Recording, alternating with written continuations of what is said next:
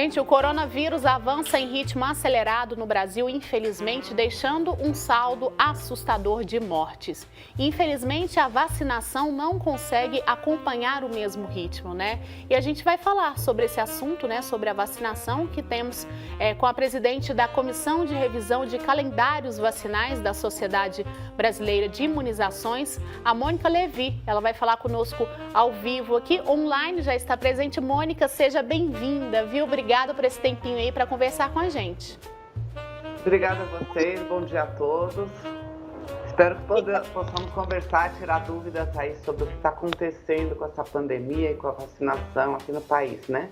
Vamos sim, com certeza esclarecer muitas dúvidas. Mônica, primeiro queria que você dissesse qual que é o trabalho da Sociedade Brasileira de Imunizações. Bem, é uma organização não governamental, como todas as sociedades médicas, e o que a gente faz é transmitir informações das diversas maneiras, né?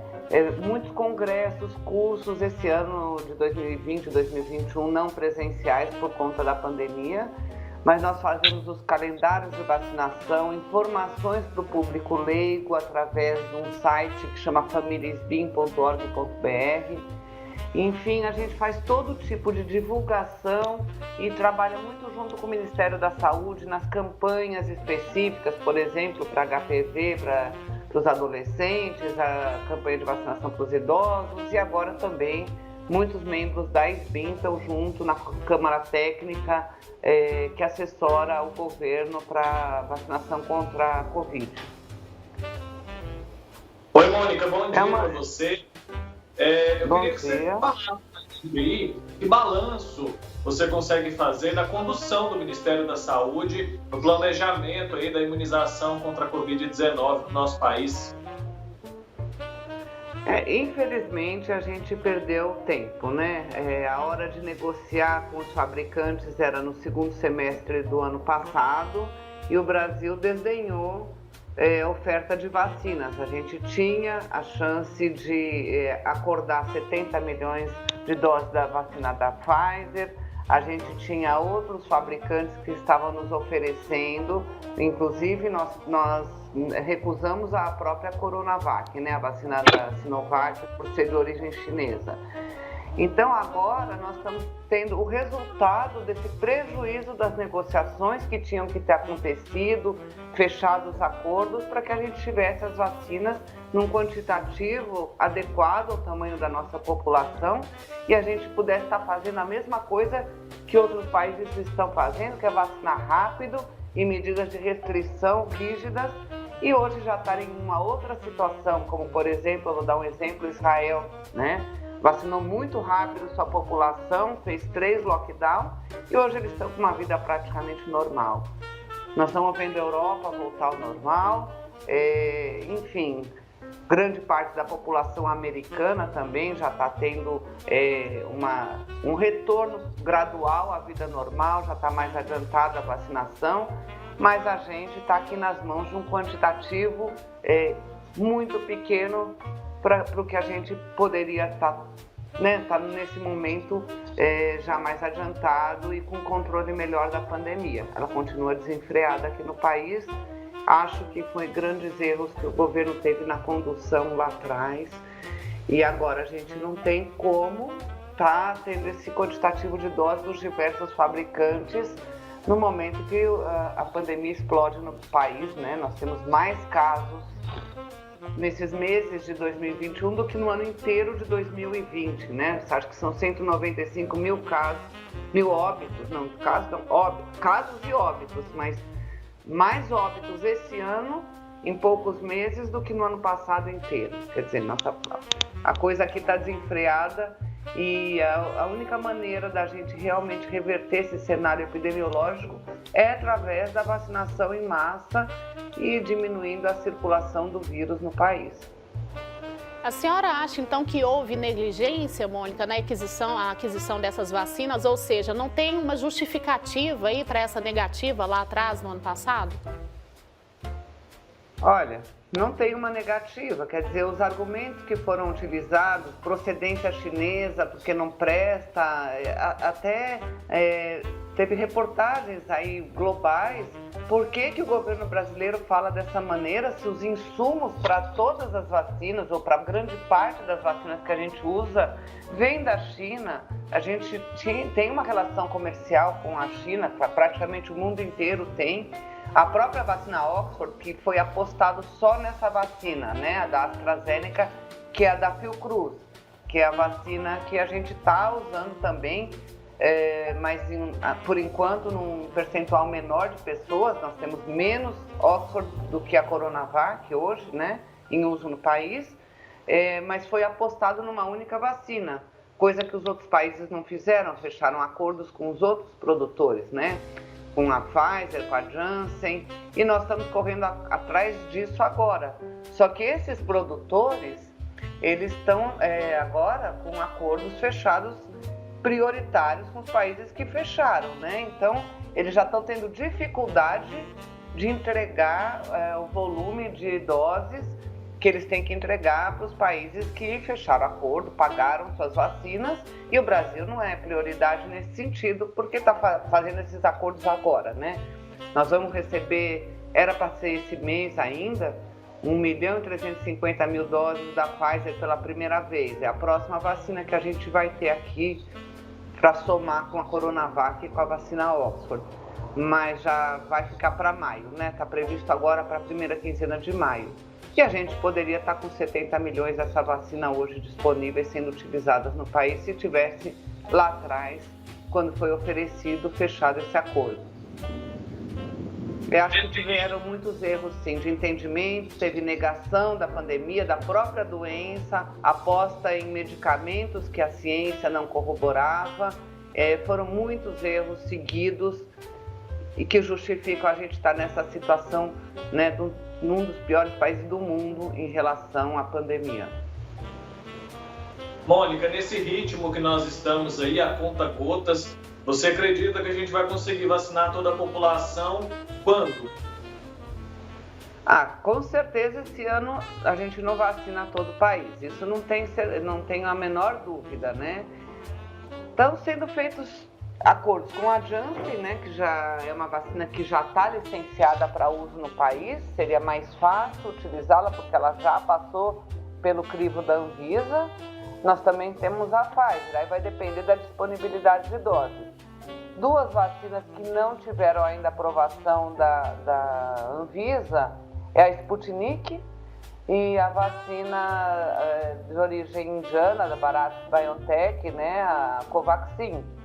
Então, essas vacinas a gente teria agora disponível 30 milhões a mais de doses se tivesse já aprovadas, mas como não estão, a gente não pode contar com isso. Vai depender realmente da entrega de documentação, do certificado de boas práticas, tudo aquilo que a Anvisa exige para poder aprovar uma vacina ou para uso emergencial ou para uso definitivo.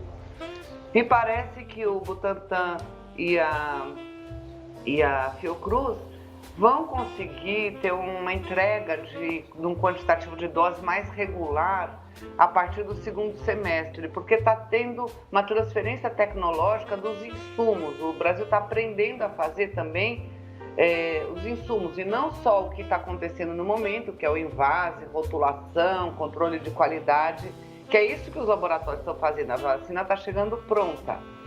No segundo semestre, a gente vai ter uma produção inteiramente nacional dessas vacinas. Isso possibilita acelerar o processo.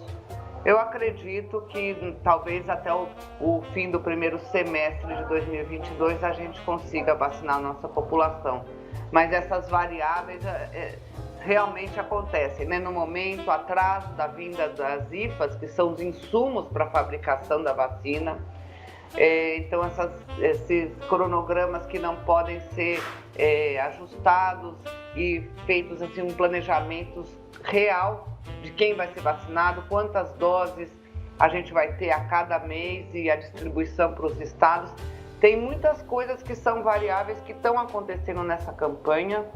São vacinas com intervalos de doses diferentes, vacinas com conservação. A Pfizer agora a gente vai ter o desafio de guardar, né, de armazenar em temperaturas negativas. Vai ser uma vacina que não pode ser usada em todos os lugares, que não tenham refrigeradores e que não tenham como lidar com a perda da energia elétrica, são vacinas muito sensíveis, né? Então tem que ter gerador, tem que ter freezer de congelamento.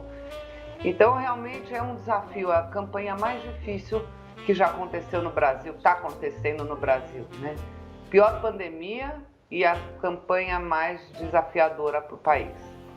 Com certeza, Mônica. E como que você vê a organização dessas vacinas, dessa vacinação que já está acontecendo, né? Ou seja, as vacinas que já foram, né, disponibilizadas, que estão sendo disponibilizadas agora, elas estão com uma distribuição adequada? A gente vê até a questão de pessoas migrando de um município para outro em busca dessa vacina, né, desesperadamente. Como é que você vê essa organização que está acontecendo agora?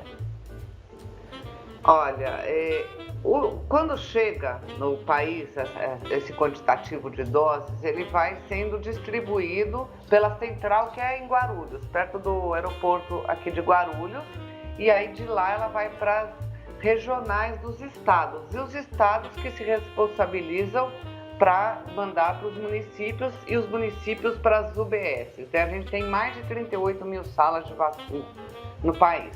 Então, cada município é responsável para colocar um número de doses adequado em todas as salas de vacina do seu município. Assim que é a rede de distribuição. O que acontece? Está tendo muito erro, realmente está muita desorganização. A gente vê aqui o número de pessoas, está hoje computado em 16 mil que tomaram uma dose de uma vacina e a segunda dose foi aplicada contra a vacina. Municípios que guardaram a segunda dose para não perder o prazo de 28 dias da Coronavac. O Ministério se prontificou, ele vai dando pautas, né, que ele vai orientando as diretrizes. Então, no começo, quando entregava as vacinas para os estados e para os municípios, ele colocava para Oxford, como ela tem 12 semanas de intervalo entre as duas doses, aplicar todas as vacinas naquele grupo-alvo. Por exemplo, na época, pessoas com mais de 90 anos e profissionais da saúde com mais de 60. Mas para a Coronavac, ele orientava de que se guardasse a segunda dose porque as entregas estavam sendo muito irregulares e tinha que ser aplicado até o prazo máximo de 28 dias. A partir de um certo momento, o Ministério quis acelerar a vacinação e, como estava mais confiante de que o Butantan iria estar entregando a Coronavac com uma velocidade maior, como já entregou mais de 40 milhões de doses para o governo federal, para o Ministério da Saúde, foi orientado que não se guardasse mais a segunda dose da Coronavac, porque o Ministério da Saúde se responsabilizaria por essa segunda dose.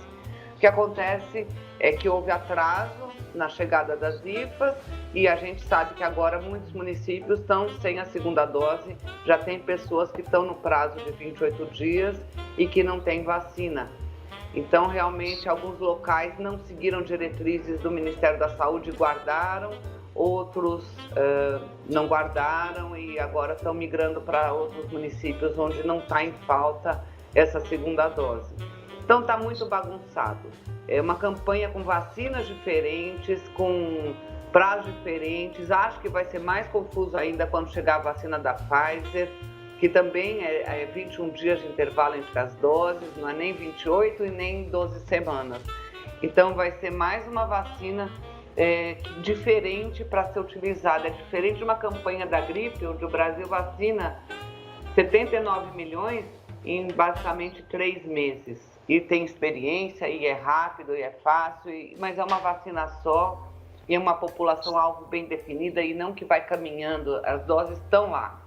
Então é mais fácil, é só questão de uma organização daquele público-alvo que já está bem definido, e que as vacinas estão abastecidas, né? Os postos todos estão abastecidos, não há necessidade de ficar interrompendo campanha ou postergando grupos e continua.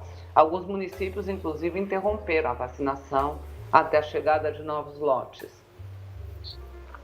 Essa falha na comunicação que o governo tem, né, há muito tempo, isso é muito prejudicial, especialmente num momento como o que estamos vivendo, né, de pandemia. E no caso dessas pessoas aí que tomaram a primeira dose de uma vacina, a segunda dose de outra vacina, às vezes ali por falta de orientação, uma confusão ali na hora da aplicação, o que vai acontecer com essas pessoas? Já se sabe alguma coisa sobre isso? Olha, a posição do Ministério é de que elas não são consideradas protegidas, porque não se sabe da intercambiabilidade, não tem estudo ainda que mostre um benefício ou um prejuízo nessa intercambiabilidade de doses. Nós não conhecemos, mas já são mais de 16 mil pessoas aqui do Brasil registradas nessa situação.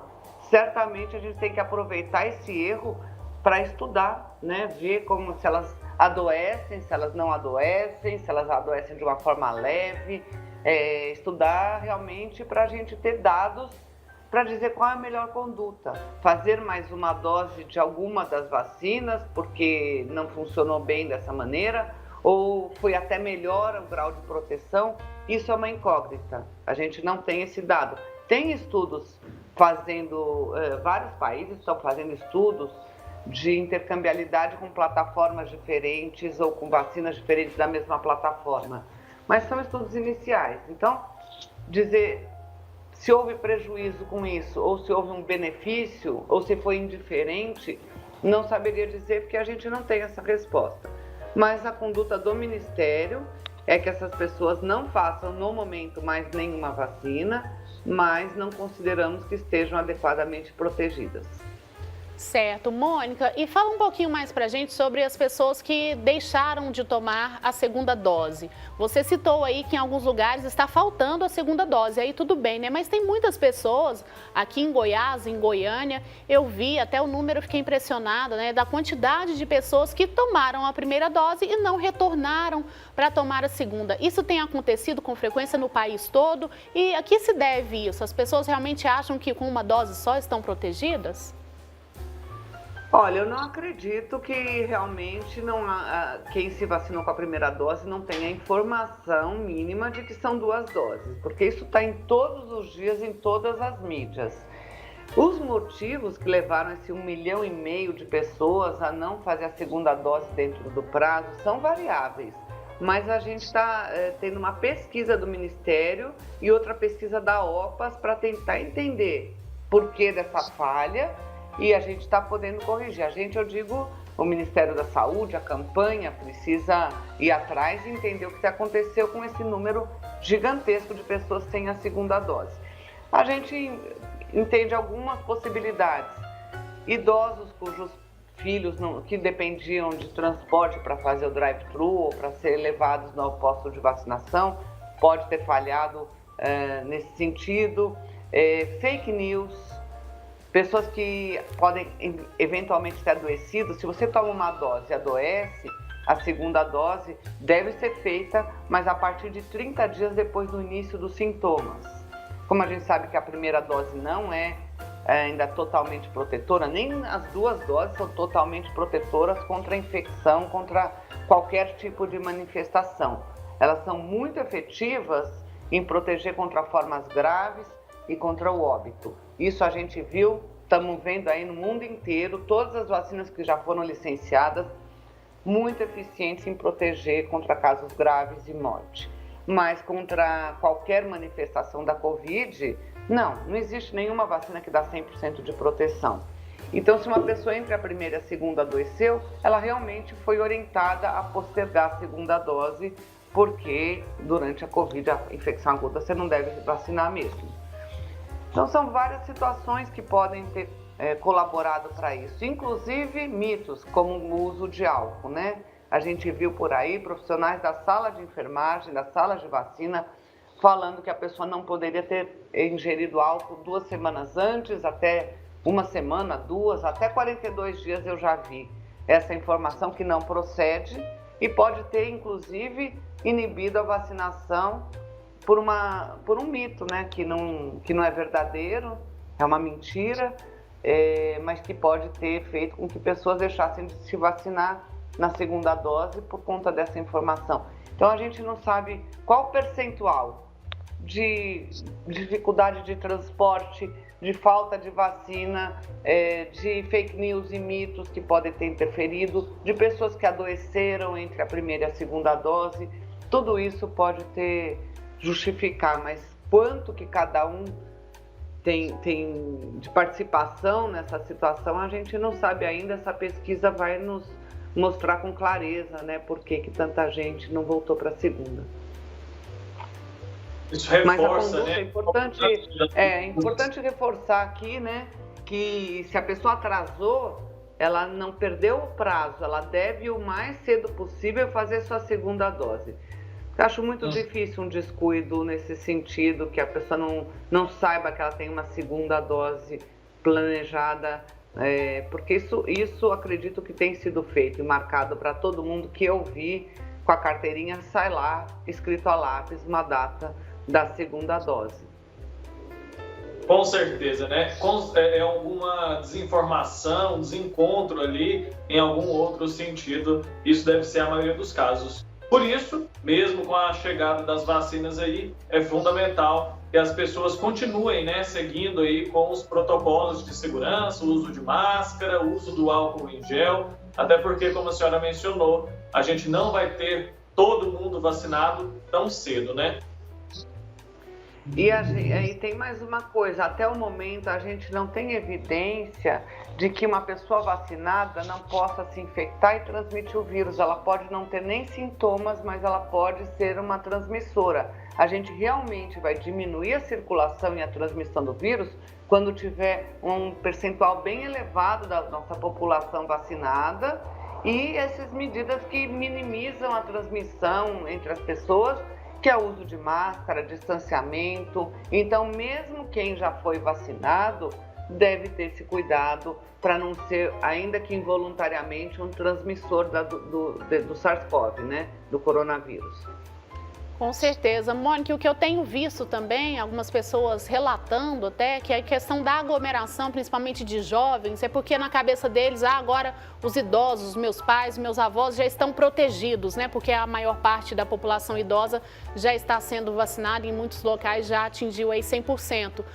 Agora, esse pensamento ele é completamente equivocado, né? Porque o vírus ele continua, essas pessoas elas podem ser sim infectadas, como você já explicou pra gente, claro que de uma maneira menos grave, mas que esses cuidados, as aglomerações, eles precisam, a gente está na mesma situação, ou seja, pior ainda, numa situação pior do que do ano passado, né? Então essa ideia é completamente equivocada, não é?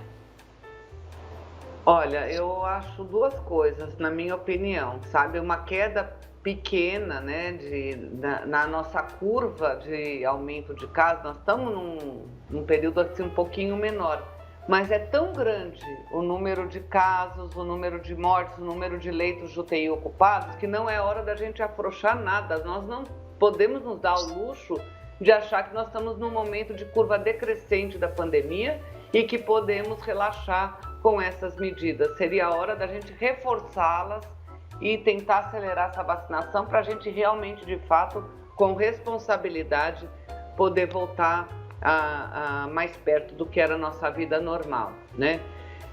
Os jovens, eles têm que tomar muito cuidado, porque hoje as enfermarias e as UTIs têm mais jovem do que o idoso. Não que seja uma doença agora, nesse momento, com as variantes, mais grave para os jovens. Não é isso que está acontecendo.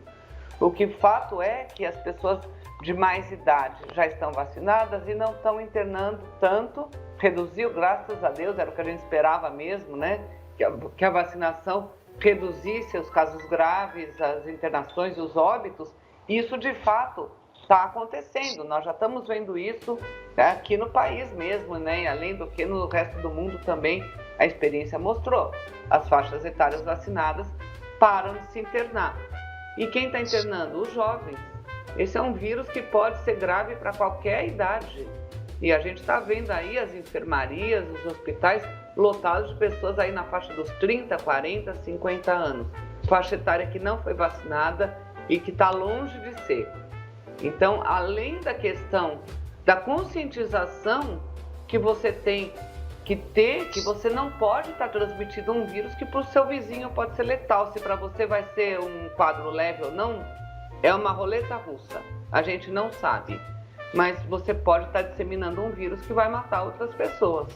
Então eu acho que isso faltou um pouco de comunicação numa campanha educativa séria no nosso governo para que as pessoas atendessem as medidas de restrição. Aliás, houve, na verdade, uma controvérsia aqui no país, né? A ciência, os profissionais da saúde pedindo uma coisa, o governo federal preocupado com as questões de economia e contra as medidas de restrição. E isso atrapalha muito o entendimento e o comportamento de uma população. Isso foi muito prejudicial, né? A gente viu em outros países diretrizes que toda a população colaborou. A gente precisa que os cidadãos estejam juntos, unidos, realmente seguindo uma diretriz só. Não pode ficar ouvindo informações e condutas diversas, né? E eu acho que esse é um problema grave que está acontecendo no Brasil. O não entendimento de como enfrentar de uma maneira efetiva essa pandemia que ninguém deseja, né? Infelizmente, né, Mônica? Olha, eu quero te agradecer muito. Wilker, tem mais uma dúvida? Pode fazer? Sim, coisa simples. A senhora mencionou que nós temos algumas vacinas aguardando a aprovação da Anvisa. O fato dessas vacinas já estarem sendo aplicadas em outros países agiliza esse processo aqui no Brasil ou não tem nada a ver? Olha, não deveria. A Anvisa, ela já afrouxou seus critérios de aprovação, entendendo a questão de uma situação de emergência numa pandemia. Mas aqueles requisitos mínimos que ela exige, ela não vai abrir mão. Eu, particularmente, acho ótimo, porque é uma segurança para nós. Eu não gostaria de fazer uma vacina que a Anvisa foi lá e não aprovou as boas práticas, que ela não tenha todos os documentos para análise, como teve para a Coronavac, como teve para a vacina Oxford, como a Pfizer apresentou. Eu não me sentiria segura e não gostaria que alguém vacinasse com uma vacina que a gente tem dúvidas e não tem ainda os critérios mínimos para que a nossa agência regulatória aprove. Então, assim, a vacina Sputnik começou a ser aplicada na Rússia de uma hora para outra. Acho que, assim, não é político que dá notícia de dizer que a vacina é boa, segura, eficaz. Eu acho que quem tem que aprovar são realmente os órgãos regulatórios e que existem critérios para isso. Então, eu não acho que tem que ter pressão em cima da Anvisa. Se ela está exigindo mais documentos para análise e adequação das práticas para que a gente tenha certeza da segurança dessas vacinas, eu acho que a gente tem que agradecer que nós temos um órgão sério que regulamenta a aprovação de vacinas e de medicamentos no país. E eu acho que sim, tem que manter os critérios mínimos que a Anvisa está exigindo. Com certeza, Mônica, a gente só pede por uma agilidade, é claro, né, porque a situação é muito grave. Eu quero te agradecer muito, viu? Esclareceu demais, muitas dúvidas aqui pra gente. Muito obrigada pelo seu tempo, Mônica Levi, obrigada.